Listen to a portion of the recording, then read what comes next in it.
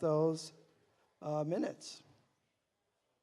Glenn, okay, is there a second to that? Is that you, Arlen? Okay, thank you. Arlen seconded that. Any discussion about these minutes? I don't see any. All in favor signify by saying aye. Aye, opposed, same. Okay, wonderful. I'm going to invite Pastor Brian to come up and talk to us.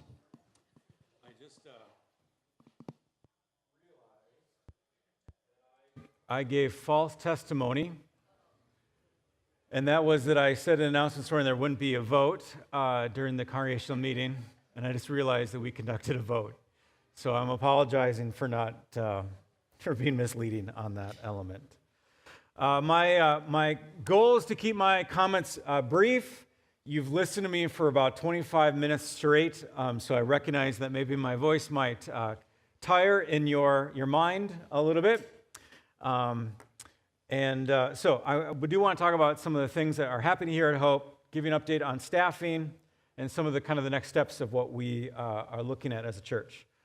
My goal today is to bring you into a process that has been fluid and fast-moving and a bit of a surprise to us in some ways in terms of the pace that we've been moving, and I just want to give you a little bit more context to that so that you have a greater awareness of kind of the process that we're in, why we walked through it the way we did, and kind of the way we are looking at the future.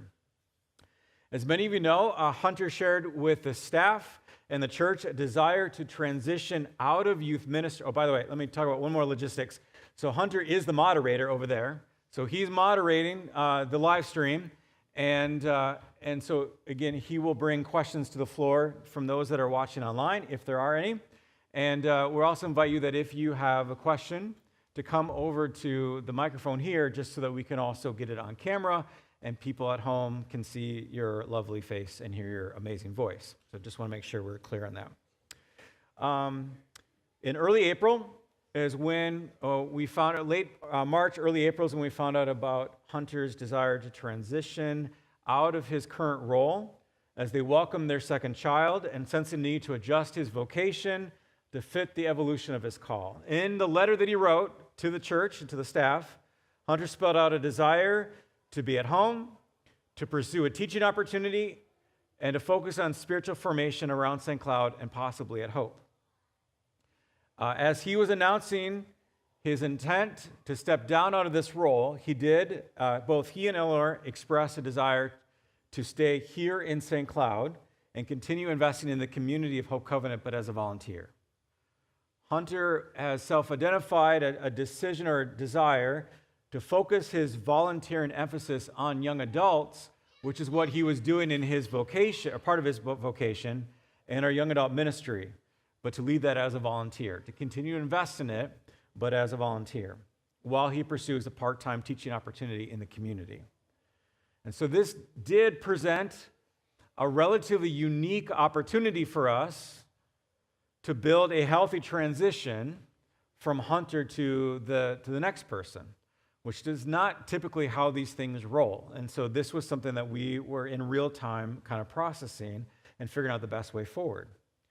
Because of the unique nature of the situation, Hunter was just, when I found out, and when staff found out, he was about to leave on his 2-week parental leave. It was approaching the end of the school year. The fact that Hunter and Eleanor wished to stay involved at Hope, and now we're facing the challenge of finding a qualified candidate.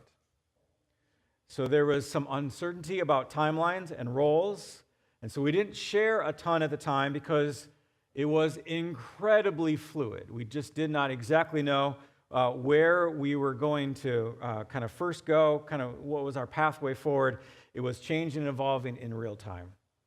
The moment, here's my transparency, the moment that we got a glimpse of the pathway forward, we called for a congregational meeting, and we had to give you 2 weeks' notice. And so we felt that we were pretty confident of the pathway that we were on a Saturday night, and we, as a leadership team on Slack, made a decision to let the congregation know the next morning not even all the leadership team knew that we were doing this. And so it was, again, these things were fast moving. But we wanted to, as soon as we possibly could, we wanted to tell you more about the situation that we were in. Because Hunter let us know early on in the process, because at that point he was letting us know, but also giving us an opportunity, a window, he said he was willing to and wanted to stay involved in Hope through the month of July. So it was a lengthy time period. So that was a gift, and that gave us a head start on the search process. And I knew from the last search process, and I called our conference office, the person that's in charge of youth ministry in our conference, and what I assumed was a reality was confirmed, that there are far more open positions of churches looking for youth workers than there are candidates. And so I knew that we needed to be diligent and swift to find qualified candidates in what I'm calling a depressed market, okay? I also felt that because of our great volunteer team and our staff experience in youth ministry, that we could, as a church, we could be open, knowing kind of where the market is, that we could be open to someone younger with less experience, but with exceptional potential. The leadership team then formed a search team that was comprised of Barb Scavel, Joanna Rognes, Misha Henry, and myself, to kind of a diversified different elements of church leadership. And we looked at a number of candidates, and we had a number of conversations. We did a reference check, an interview, and then we sat and had a prayerful deliberation. And then we made a recommendation to the leadership team on one of the candidates that we went through that entire process, an opening conversation, an interview, followed up on references, and then discerned together if this was the person that the Lord was calling us to call. And we made the recommendation to the leadership team. They approved that, and so we made a letter of offer to a wonderful young person. Her name is Olivia March. Olivia March is our new Director of Youth and Families here at Hope Covenant Church. So we're excited about that. Yeah, I see the little hands. Yeah, I see the little hands. I want to tell you a little bit about Olivia. Olivia will be, in a matter of days, graduating from Bethel College. She'll be graduating with a degree in missional ministry and a double minor in communications and biblical and theological studies. Olivia comes from White Bear Lake. She's the oldest of two daughters. Olivia came to faith as a junior in high school through Young Life. So her family, she's been on a journey of kind of welcoming her family into the faith, and that's kind of a neat part of her story. Olivia brings excitable energy, passion for Jesus, and seeing young people know the Lord. She is instant energy, and she has a particular, and she said this numerous times to both me and a couple conversations and with our interview team, search team. She has got a particular heart for middle school students, and that's a major area of our emphasis, is bolstering up our middle school, which we have a really kind of strong high school right now, but we're a little bit lighter on the middle school side of it, and so that we wanted to kind of hire to make sure that we were addressing that. Olivia has ministry experience throughout her time in college, and then she spent the last 2 years as an RA at Bethel. While completing her BA, she also started her master's program in family ministry, where she'll be graduating in December of 2026 with her master's degree. So while she was finishing her undergrad, she was already starting her master's program. On the evening of this time where their search team was deliberating about Olivia, if she was the right person, I asked my kids, my sons, all three in youth ministry, and I said, what would you think we should be looking for in this next person? And Jonah did his kind of reflection thing, kind of looked down, kind of thought about it for a second, and he said, I would like someone with energy who cares well for people. I cannot come up with two better descriptors of the person that we're hiring with Olivia, someone who has a lot of energy, a lot of passion, and really, I think, cares well for people. So we've been in these conversations. We made this offer, and so the job description pivoted just a little bit. So it's the youth ministry core. It's a full-time position, but instead of young adults, because that's where Hunter wanted to invest his volunteer energy, but also the nature of who Olivia is, we designed a job description prior to our interview process, Olivia, to shift our focus to families. And so if you, Maria's job title is Children and Families, and Olivia's title is Youth and Families. And so Maria and Olivia now collaborate together. Kind of a shared part of their vocational call is to work together in our emphasis of caring well for families. So when it comes to youth ministry, this is the evolution, this is the leading edge, where not only are we really trying hard to care well for our young people, but we're really also looking at the family system as a whole. How do we walk alongside parents? Not just how do we let parents know what we talked about on Wednesday with our kids, but how do we actually disciple them? How do we actually walk alongside them? How do we see them as part of our ministry emphasis? And so now we have 2 staff members who part of their vocational call is in a focus on our families and on our parents and the family systems. So we're excited about that. Olivia is a go-getter, and she's very organized, and she has already found a place in St. Cloud to live. In fact, I thought it was going to be later this month. She's actually going to move some of her larger furniture tomorrow to an apartment complex not too far over by Tulahi. So she's going to move, and I said, would you like some help tomorrow? She says, no, my dad and I, we got it. So she's go-getter. She's going to officially start here at Hope on June 3rd, and then Hunter has agreed to spend that first week to kind of transition and kind of do the handoff from one capable hand to the new capable hands. So that first week from June 3rd to June 6th is the crossover between Hunter wrapping things up and bringing Olivia on board and kind of that graceful handoff.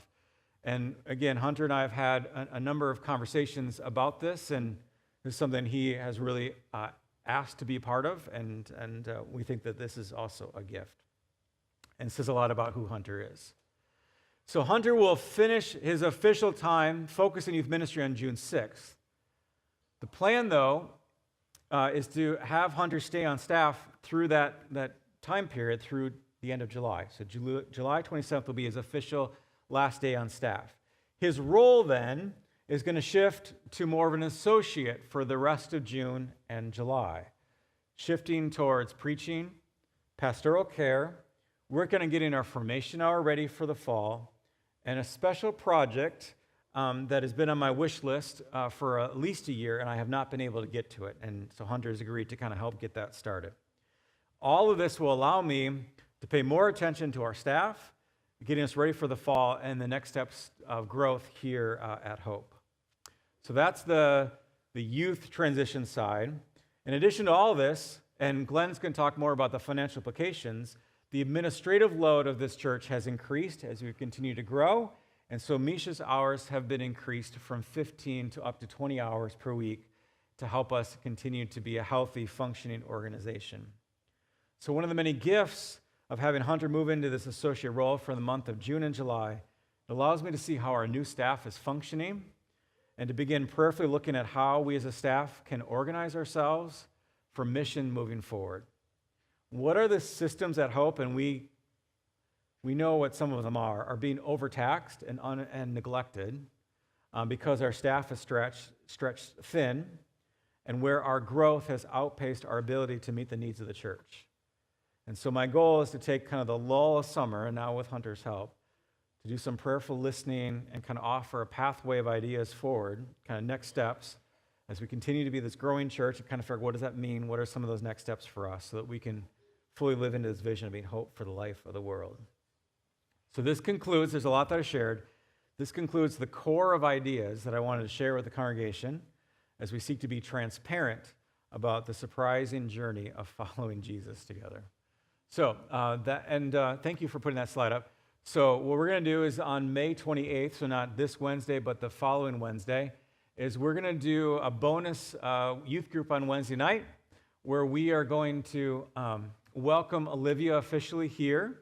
And then it's going to be for both youth and for their parents. So it's an opportunity for us to get to know her, get to know her personality, and then also welcome up our incoming sixth graders. So that'll be the first time that she'll be here operating in kind of a ministry capacity. And then her first day is June 3rd. So I want to open the floor that if there are questions that you have, I invite you to come over to the microphone. I can try to do my best to answer.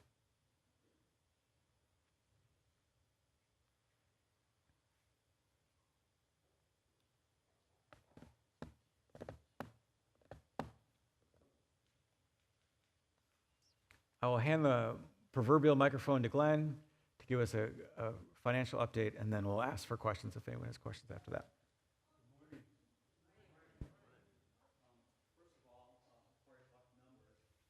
Yeah, it's on.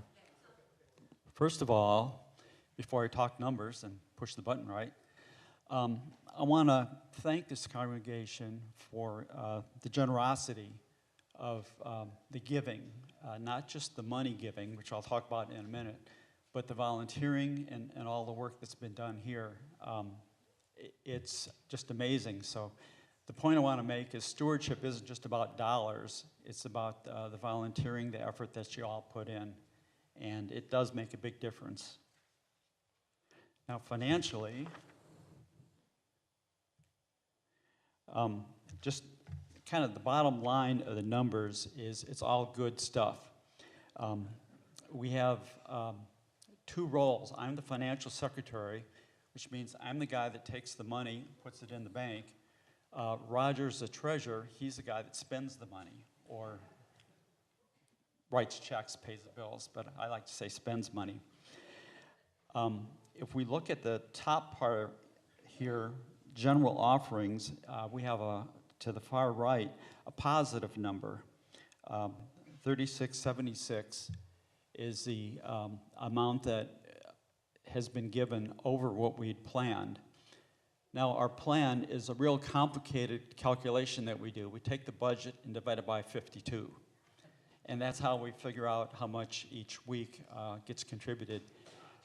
In terms of giving, some people give annually, beginning of the year, some give at the end of the year, some give bi-weekly, some give weekly, some give monthly. So basically it's an estimate. So it's good that it's positive. We're going into the summer with a positive number. That's always great. That's not always the case, but this year we're looking good. The bottom part, the expense part, you'll notice, again, far right, total expenses, that's a negative number. Their negative is good, because that means we spent less than what we planned to spend. So if you add those two numbers together, 6891 is what we're ahead. In other words, we've taken in more money than we planned, and we spent less money than we planned. So again, bottom line is we're doing real well so far this year.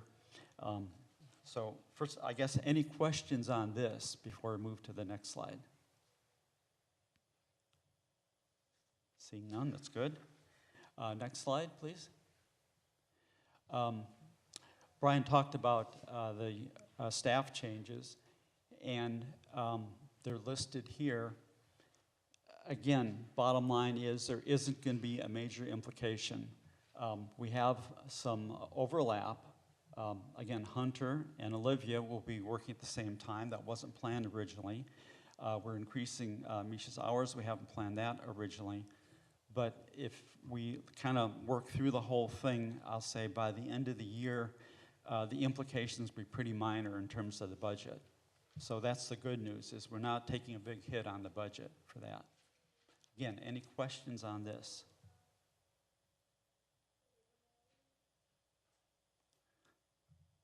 I promised 3 minutes. Looks like I'm pretty close. No questions? Okay, Keith.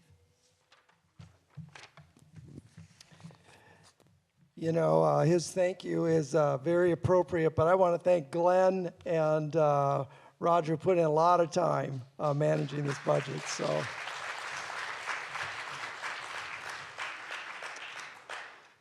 So this is the conclusion of our meeting. Unless there are more questions about either the staff changes or the budget, this is more of informational, and I just wanted to bring you up to speed. What's happening here? There is growth happening.